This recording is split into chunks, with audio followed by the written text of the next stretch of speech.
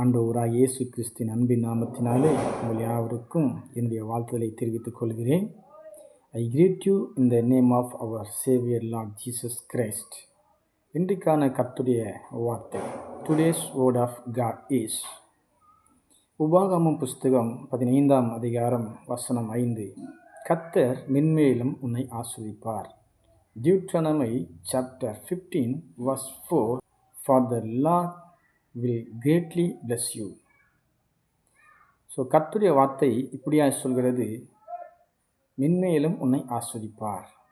The word of God says like this, greatly bless you. இந்த ஆசீர்வாதங்களை நம்முடைய வாழ்வில் பெற்றுக்கொள்வது எப்படி?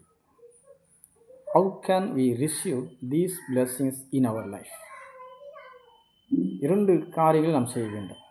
We have to do two things in our life. ஒன்று, கர்த்தருடைய சத்தத்துக்கு கீழ்ப்படிய வேண்டும்.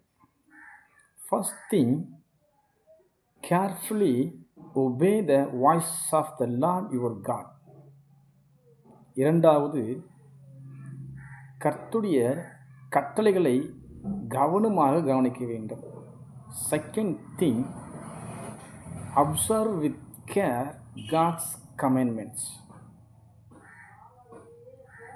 எனவே கர்த்தரோடு பேசுங்கள், அவர் சத்தத்தை கேட்டு அதற்கு கீழ்ப்படியுங்கள். So pray to God, listen to His voice and obey.